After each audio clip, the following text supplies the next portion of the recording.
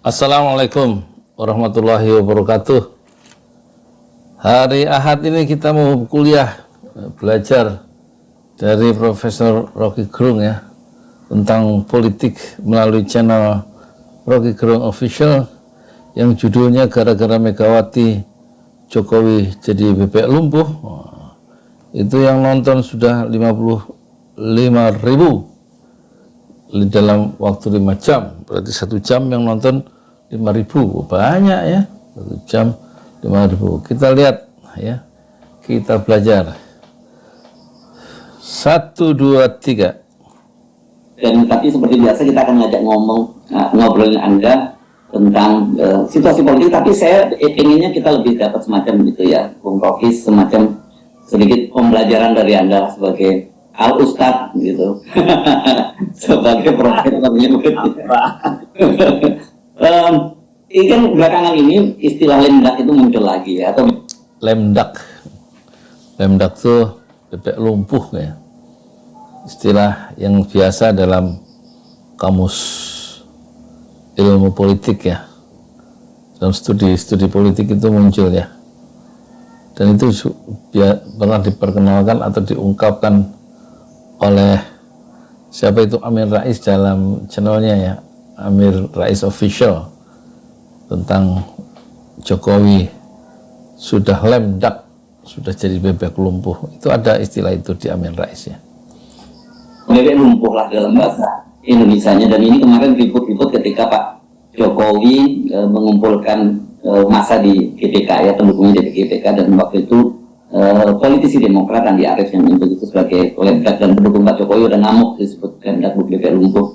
Saya jadi penasaran, kan ini saya buka-buka di pengertian apa sih sebenarnya bebek lumpuh itu, karena ternyata disebut outgoing politician lah gitu ya, yang politisi yang sudah mau meninggalkan posisinya. Tapi lemdak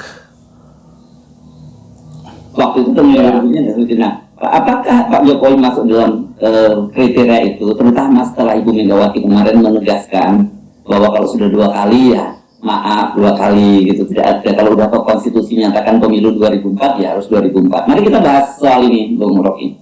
Ya. Oh ya, kita kemarin ada yang lebih viral ya, soal bebek lumpuh itu dibidik ya, dan kemudian dibully oleh Megawati dalam waktu kurang dari 60 detik ini. Misalnya lihat. Pak Jokowi itu mentang-mentang ya iya, padahal Pak Jokowi kalau nggak ada PDI Perjuangan juga aduh kasihan dah.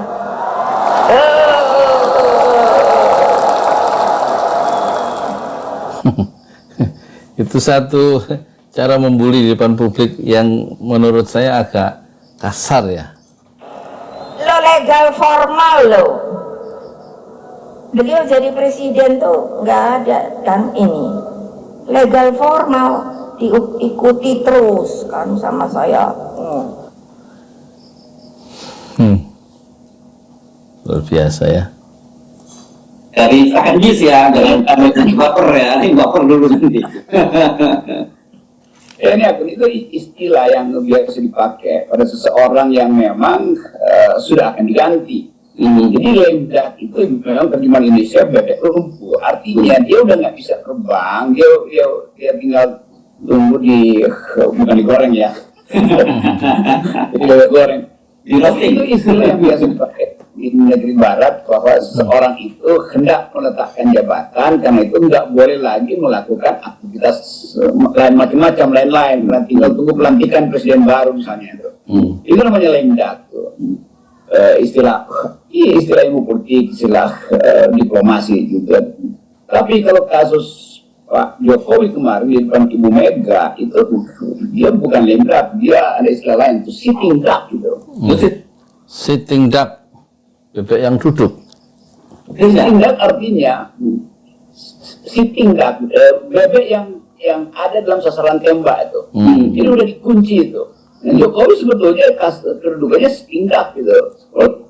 Kita lihat ya, dia dibully, dikunci oleh Megawati ya. Kita lihat ya. Itu juga aduh kasihan dah.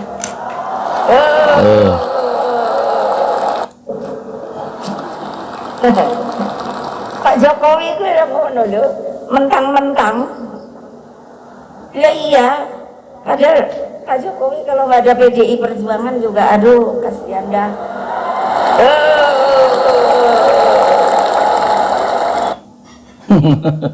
Luar biasa. Sesama orang Jawa saling merendahkan di depan umum ya. Saya kira terluka ya secara psikologis siapa Pak Jokowi itu. Tapi dia agak susah melakukan manuver politik yang akan memukul balik ya. Di saat orang secara politis atau secara psikologis sudah setengah hati untuk mendukung orang yang hampir kehilangan kekuasaannya selama 1,5 tahun lagi ya. Mungkin Pak Jokowi akan lebih powerful jika baru saja dilantik, orang masih berusaha untuk merapat ya, berlomba-lomba untuk mendekati istana. Sekarang saatnya 1,5 tahun lagi berakhir dan PDIP sudah menetapkan 2 periode cukup, maka tidak ada peluang lagi untuk Pak Jokowi berkuasa, dan itu berarti saatnya yang tepat, momentum yang tepat untuk meninggalkan secara perlahan orang yang dulu sangat powerful. Jadi orang tidak mau mengambil risiko terlalu tinggi, apalagi membela Pak Jokowi yang baru saja dibully. Karena buat apa? Akan merugikan, pembelaan terhadap Pak Jokowi akan merugikan dirinya sendiri. Jadi kita tampaknya kasihan Pak Jokowi itu mendapatkan satu bijikan, ya semacam bahasanya Rocky Gerung adalah sitting duck ya, satu posisi politik yang menjadi sasaran tembak bagi lawan-lawan politiknya atau bagi orang-orang yang tidak menghendaki presiden itu melakukan hal-hal yang tidak diharapkan di akhir kekuasaannya. Kalau dia masih 1,5 tahun, tapi dia udah sitting duck, artinya nggak ada lagi yang protek dia kan. Dan satu-satu protektor Jokowi adalah PDIP, dan sekarang PDIP justru kayak ini Jokowi udah ada di depan gue nih, silakan siapa yang mau tembak duluan tuh. Ini namanya sitting duck, jangan lagi diterjemahkan nembak beneran ya. Artinya dia tidak lagi Terlindungi. Dia tidak lagi terlindungi lagi, kira-kira begitu. Biasanya bebek itu atau apa yang kalau orang berburu itu, belipis misalnya, itu terhalang oleh pohon-pohon. Jadi bebeknya langsung kelihatan tuh. Jadi Jokowi itu dalam kedudukan sitting duck sebetulnya. Bebek yang udah bertengger dan nggak bisa kemana-mana lagi tuh, tinggal ada dia di sasaran tembak.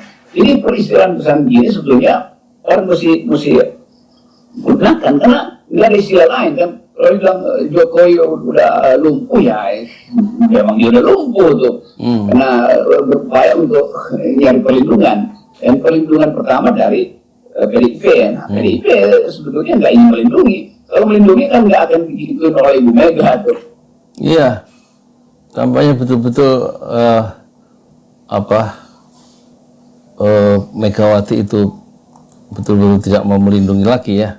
Pak Jokowi yang dulu diharapkan itu bisa melaksanakan visi dan misi PDIP sebagai penerus Soekarno, ideologi Soekarno yang harus patuh atau melaksanakan secara operasional ideologi Soekarno, tapi ternyata pada faktanya selama 2 periode Presiden Jokowi justru lebih patuh bukan kepada ideologi PDIP atau ideologi Soekarnoisme, tapi lebih patuh pada kepentingan pengusaha yang tidak membela orang cilik tapi lebih merapat pada kepentingan oligarki.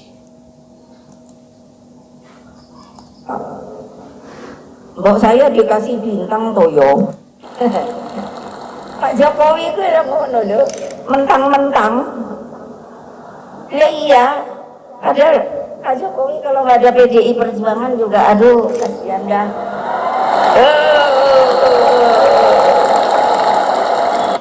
Kita kasihan ya dengan senyum kecut dari wajah Pak Jokowi, dan dia tidak punya posisi yang kuat untuk membalas ucapan itu, kecuali dia merasakan satu bulian yang betul-betul menusuk, menghunjam ke relung jiwanya, dan tampak ekspresi wajahnya pasrah ya, ditertawakan banyak orang dan disaksikan oleh jutaan orang ya.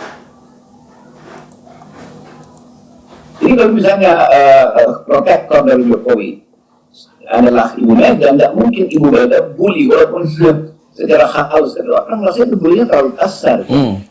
Iya, bullynya terlalu kasar ya dalam perspektif nilai-nilai Jawa. Saya sebagai orang Jawa itu merasa itu ya tidak tidak selayaknya dipermalukan di depan umum ya. Mungkin konteksnya tidak bermaksud itu, tapi menurut kalau kemudian citizen itu marah dan melakukan satu reaksi yang negatif terhadap ucapan Bu Mega atau terhadap bulian Bu Mega yang mungkin kurang dari 60 detik itu saya bisa paham ya, saya bisa mengerti karena yang bicara adalah zauk, rasa ya, bukan logika ya. Mungkin dalam konteks Barat itu sudah biasa itu, satu joke ya, just kidding mungkin ya, hanya candaan. Tapi untuk konteks Pak Jokowi yang posisi politiknya nomor 1 di negeri ini dan kemudian dia dihempaskan dalam satu forum yang sangat penting ya, dan yang bicara langsung yang membidik dia itu langsung yang merendahkan adalah ketua umum yang paling tinggi, dan tidak ada yang berani bisa mengkritik Ibu Mega, kader-kader partai, pimpinan partai, karena ucapan Bu Mega itu sangat karismatis ya. Dan ternyata klarifikasi yang kemudian kita lihat ya, baik oleh Puan maupun oleh petinggi-petinggi PDIP, semuanya tidak menyalahkan Bu Mega, justru itu membenarkan ucapan Bu Mega dan melakukan tafsir-tafsir yang tidak pernah menyalahkan Megawati. Dan nasib harus tragis dialami oleh Jokowi di akhir kekuasaannya ketika PDIP tidak punya proteksi, PDIP tidak memproteksi, tidak melakukan satu proteksi politik terhadap kader partainya yang dianggap membandel ya, dalam tanda petik ya. Apa sih dengan mimik muka segala macam. Jadi kalau kita balik lagi pada isu tadi, dia sebetulnya belum lame duck karena masih ada 1,5 tahun tuh, tetapi dia udah sitting duck yang tinggal nongkrong untuk dibidik gitu. Nah, Ibu Mega tentu merasa bahwa Pak Jokowi mesti dilindungi, tapi udah berkali-kali mau dilindungi, Pak Jokowi tetap bandel dari Ibu Mega. Sekarang dibiarkan dia ada dalam sasaran tembak ke macam-macam partai itu. Nah, malah yang menembak justru Bu Mega sendiri, membidik. Di samping orang lain sekarang leluasa untuk membidik Pak Jokowi, justru sekarang Bu Mega sendiri langsung membidik di depan jutaan orang. Satu perlakuan yang sebenarnya unfair, tidak fair, tapi itulah politik. Nah, Demokrat tentu menjadikan Jokowi sebagai sitting duck. Agak keliru sebetulnya Anda Arief menganggap dia lindat, tapi sitting duck. Demikian juga PKS, demikian juga Anas, dia bahkan menjadikan Jokowi sebagai sitting duck di ucapan atau tidak, karena udah ada penantang tuh. Dan itu yang membuat Pak Jokowi mungkin gelisah. Nah, kegelisahan itu yang dibaca oleh publik bahwa PDIP tidak lagi memprotek Jokowi. Walaupun belakangan 2 hari lalu Ibu DPP atau Mbak Puan menganggap enggak, Ibu Mega sayang betul. Iya, itu rasa sayang yang sifatnya keibuan beda dengan rasa sayang yang sifatnya memproteksi itu. Kalau keibuannya iya sayang sekali sih Pak Jokowi, kan kita udah bilang, Ibu udah bilang jangan bandel. Nah sekarang kamu sasaran tembak. Kira-kira begitu. Jadi rasa kasih sayang yang dimaksud oleh Puan dalam wawancara dengan Rosi Silalahi itu memang kata Puan kan kita perhatikan, Puan mengingatkan lagi bahwa Pak Bu Mega itu sebenarnya sayang sama Pak Jokowi dan dia mau membela Pak Jokowi dari bulian. Itu konteks saya dulu ya. Tapi menurut Rocky Gerung itu sayang seorang ibu, tapi pada saat yang sama proteksi politik itu sudah luruh ya. Kita saksikan tidak ada perlindungan secara politik lagi terhadap Pak Jokowi dari partai terbesar di Indonesia, yaitu PDIP, PDI Perjuangan, yang betul-betul bangunan ya atau konstruk dari harga diri Jokowi sebagai politisi itu sekarang luruh ya, seperti rumah kartu di tepi pantai. Dia rubuh karena hembusan angin pantai yang sangat halus sekalipun ya. Oke, sebelum kita ngomongin pada realitas politik ini, kita terusin dulu ya soal definisi ini ya. Dan buat Anda jangan baper gitu ya, karena itu memang istilah yang umum di dalam dunia politik. Itu ada di kamus-kamus, investor, dictionary juga ada dan sebagainya. Anda bisa cari banyak lah gitu, pokoknya di kamus-kamus politik. Dan di Indonesia sebenarnya juga pernah mengenal istilah. Dan itu terjadi pada 2 tahun menjelang jabatan periode kedua Pak SBY. Pada waktu itu dikenal istilahnya kapal karam gitu ya. Nah ini yang menyatakan pada waktu itu adalah Kepala Staf Angkatan Darat Pak Jenderal Budiman, dan kemudian karena Pak SBY merasa tersinggung dan merasa belum kapal karam, dan dicopotlah Pak Budiman itu. Artinya sebenarnya sama dengan Pak Jokowi juga sekarang, meskipun dia katakan ini tinggal 2 tahun atau 1,5 tahun lebih masa jabatannya, tetap saja menurut saya itu melekat berbagai kewenangan dia sebagai presiden gitu ya, Bung Rocky.